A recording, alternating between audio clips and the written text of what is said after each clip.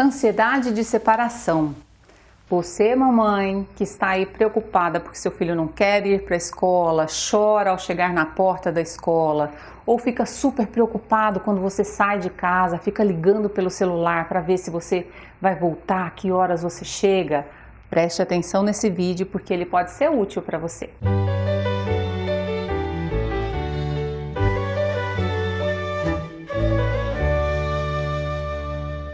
Eu sou a psicóloga Raquel Fernandes Chimizo e hoje eu quero falar com você sobre a ansiedade de separação. O que é ansiedade de separação? É um transtorno muito comum na infância. Geralmente são as crianças que são acometidas por esse transtorno, são elas que sofrem com um medo excessivo e repetitivo de que a pessoa que ela escolhe para ser a referência de segurança, que geralmente é a mãe, se afaste e se distancie dela.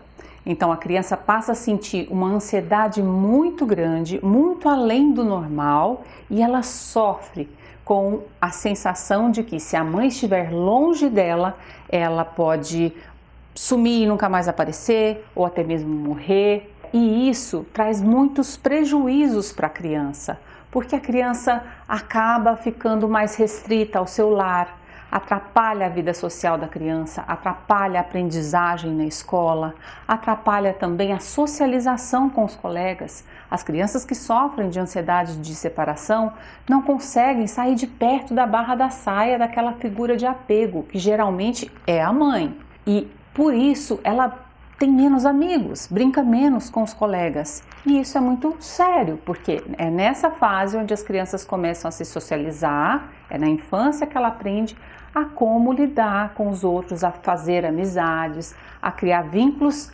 além do seu lar, além da sua família.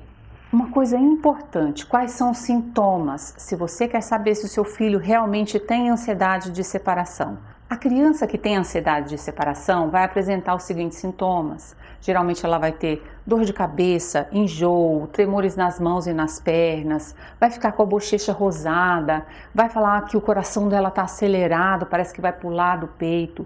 A criança vai sentir todos os sintomas que um adulto sente quando tem algum transtorno relacionado à ansiedade. A diferença é que a criança não vai saber identificar direito o que ela está sentindo. Para ela é mais complicado decifrar aquelas emoções, aquelas sensações, e por isso ela precisa bastante da ajuda dos pais, que é quem está por perto, que vai observar e vai procurar ajuda profissional. Antes de falar sobre ajuda profissional, eu quero te contar também sobre por que isso acontece? Por volta dos 8 meses, todas as crianças passam por uma fase onde ela sente ansiedade de separação.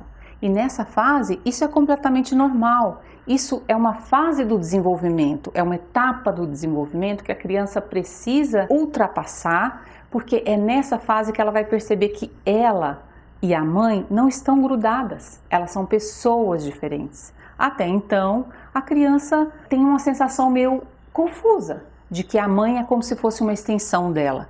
Ali por volta dos 8 meses até 1 ano de idade, ela começa a perceber essa separação. E o que acontece é que geralmente quando a criança vai ter que passar para o colo do pai ou para o colo da avó, ela chora, ela sofre, mas aquilo é necessário, porque a mãe não pode ficar com o bebê no colo o tempo todo. No entanto, o esperado é que a criança supere essa fase e que depois isso não volte a se repetir.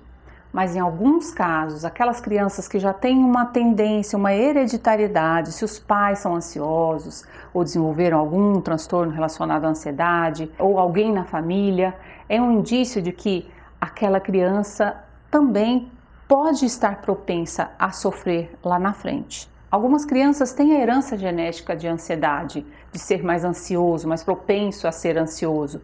No entanto, elas não vão desenvolver nenhum transtorno no decorrer da vida. Depende também das questões sociais nas quais ela vive. Depende também das relações com as quais ela estabelece. Estudos mostram que crianças que sofreram abuso sexual na infância, crianças que passaram por situações traumáticas ou separação dos pais, ou então alguma outra questão que a abalou emocionalmente ou que a fez ficar muito ansiosa, têm mais chances de desenvolver algum transtorno, não só na infância, mas também na idade adulta. Outra coisa importante é que os medos são comuns a todos os seres humanos. Todos nós temos medos e as crianças no decorrer da infância vão ter vários medos. Isso é normal, isso faz parte da preservação da nossa vida. A gente precisa ter medo para não correr tanto risco.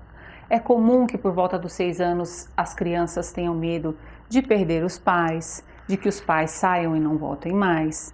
É comum por volta dos 10, 11 anos que as crianças tenham medo de algum desastre natural envolvendo os pais ou eles e a família como um todo, ou que os pais se firam, ou que aconteça algum acidente de carro. É comum que os adolescentes tenham medo de aprovação, medo da aceitação do grupo, da crítica do grupo. No entanto, quando a criança ou o adolescente sofre de ansiedade de separação, todos esses medos vão ficar muito maiores, muito mais exacerbados, de uma forma que incomoda e atrapalha a vida daquela criança, daquele adolescente e da família como um todo.